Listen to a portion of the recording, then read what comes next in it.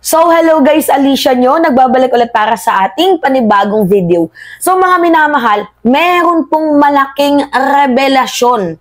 Itong si Montulfo, patungkol nga po dito sa napakasagwang ugali ni Vice President Sara Duterte. 'Di ba makikita nyo at napapansin nyo naman na ang sagwa talaga ng kanyang ugali sa mamamayang Pilipino, ninanakawan tayo. Hindi lang dyan. Hindi lang bukod kay BBBM or kay FL Lisa or kay House Speaker Martin Romualdez, bagkus maging sa kanyang ama na rin mismo. So ngayon, ito basahin natin tong post ni Ramon Tulfo. So noong April 4 po ito mga minamahal. Ngayon ko lang po talaga siya nabasa and yes, nagulat ako sa kanyang mga binanggit na salita dito. So buti na lamang po, kung matatandaan ninyo, na-mention ni VP Sara na kung hindi dahil nahuli itong si Digong, 'di ba? Wala sila doon sa dahig, hindi sila magkakaroon ng reunion, hindi sila magkakaroon ng kapatawaran. So ngayon, ito yung sabi ni Montulfo. Mabuti naman at nagkabati na ang mag-amang Digong at Sara. Sabi ni Sara, kung di lang daw sa pagkakakulong ng kanyang ama sa dahig, baka di pa sila bati. Kaya malaking ambag na din ni PBBM sa kanilang personal life.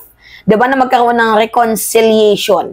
Kaya hindi ko mawari kung bakit inaaway pa din ni VP Sara Duterte itong si PBBM despite na sobrang laki ng kanyang naitulong sa personal growth mo, sa character development mo, Vice President Sara Duterte. So sabi dito, nagpapasalamat pa ang Mokang kay BBM dahil daw kung hindi sa Pangulo na nagbigay ng go signal para dalhin si Digong sa dahig, di sila magkakabati ng kanyang ama.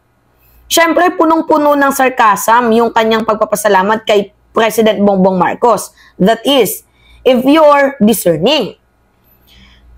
So ngayon, bago pa ang dahig drama, malaki na ang alitan ng mag-amang Sara at Digong. Yan yung revelasyon, mga minamahal, ni Montulfo na bago pa ang dahig scandals issue na yan, may issue na talaga. Itong si Digong nyo at itong si BP Sara. Kung ikaw ay nagbabasa ng dyaryo at nanonood ng TV news, masyado ang pambabastos ni Sara sa kanyang ama. Which is, kung ako yung tatanungin, yes, totoo. Halata namang spoiled brat ang atake ni VP Sara. So sabi dito mga minamahal, parang di niya ama ang tinuring, parang di niya nga ama ang turing niya kay Digong sa pambabastos niya mismo sa publiko. Lumaking spoiled brat si Sara at parang takot si Digong sa kanya.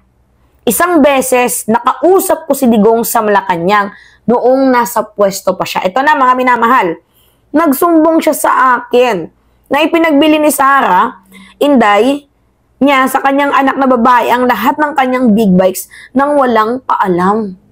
Sobrang bastos, no? Binenta ang big bikes ni Diggs. Iba nang walang paalam. Mahilig kasi si Digong sa malalaking motorsiklo. Nang sinabi ko sa kanya, dapat niyang pagalitan si Sara, napatingin na lang siya sa akin.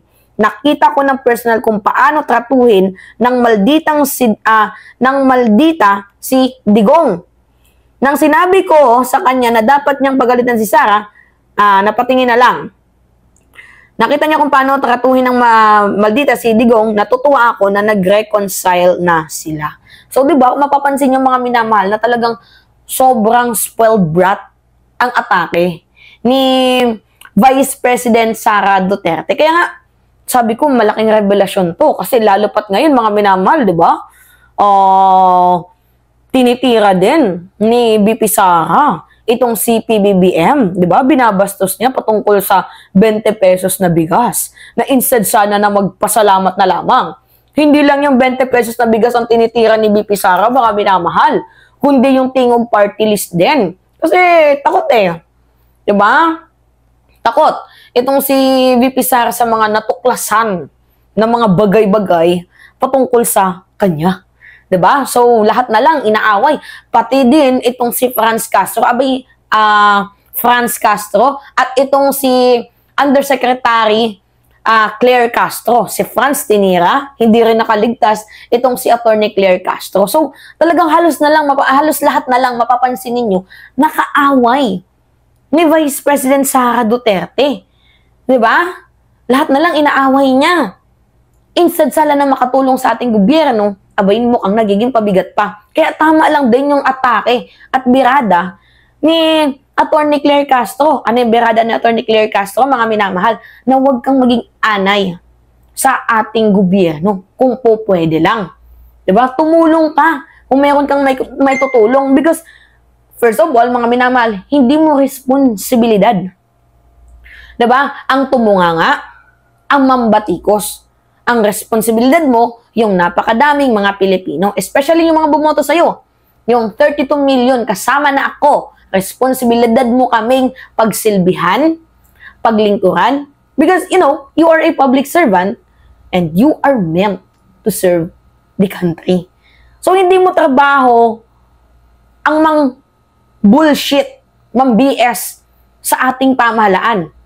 Kung meron nga dapat na unang matuwa, ikaw yun eh. Diba? Sa mga successful things na ginagawa ng ating presidente, dapat ikaw yung pinakaunang matuwa. Abay, bakit ngayon, parang tila baga, ikaw pa yung pinakaunang nambabatikos. At tinatawag mo na ng bubudol. Hindi ba't mas pambubudol yung war on drugs ninyo? Hindi ba't mas pambubudol ang 3 to 6 months na mawawala ang droga sa bansang Pilipinas? Hindi ba't mas pambubudol yung maglalagay kayo ng jet ski sa West Philippine Sea? Hindi ba't mas pambubudol yung 6 months na crime rate, tapos kapag hindi natupad yun, magre-resign si Digong. Diba? Hindi ba't yun yung mas pambubudol sa mamamayang Pilipino? Yung formally, diba? Mas malinaw na pambubudol yon. Yung confidential funds ninyo, hindi ba't mas malinaw na pambubudol yon? Naiisip ba yun, mga minamahal, ng ating butihing Vice Presidente na bansang Pilipinas? Nagtatanong lamang po. Kasi sobrang BS talaga ng ginagawa. Actually, sa totoo lang, ng ating Vice Presidente, nakakayamot, nakakainis, nakakabwisit. Diba? Wala ka nang naitulong, dumagdag ka pa sa problema. Tama ba yan, VP? Nakakasuka ka. Nakakainis ka. Diba? Mahiya ka naman sa balat mo. Wala eh, ano nga asahan natin dyan? Makapal talaga yung muka. Diba? So, tinatago niya na lang, mga minamahal, sa pambabatikos, yung mga sasagutin niya na mga issue. Kumbaga, diversionary tactics. Diba? Mas inuunang gumawa ng issue kaysa sagutin yung responsibilidad niya bilang mamamayang Pilipino patungkol nga po sa akusasyon sa kanya, sa confidential funds, at sa iba pang mga, na-involve siya na issue. Nakakaloka, nakakabwisit, nakakainis. Pero wala tayong magagawa. Binoto natin yan. Nabudol tayo. Nauto tayo. Diba? Nakapasok ang isang hanay. Anay pala ng gobyerno. Pero despite na kahit ganun pa man, kahit anay siya, still tinuturing pa din natin, baka malay niyo magbago. Pero kailan kaya? Nagigets ninyo, mga minamahal, kailan kaya magbabago itong si VP Sara Duterte? Sana magbago, yun lamang po ang ating hilingin, na magbagong itong Vice Presidente natin, nang sa gayon kahit paano makatulong naman sa pag-usbong ng bansang Pilipinas. Instead na magpalubog ka, tulungan mo na lang na umangat ang ating bansa. 'Di ba, mga minamahal? Alright. So yun po, anyway, it's me again. Yan, nag-enjoy po ako sa content na to. So, pahingi lang po ako ng comments ninyo, likes and share, and also don't forget to click the subscribe, mga minamahal, and hit always the notification bell for more updates. Yun lamang po, at ingat mga kababayan.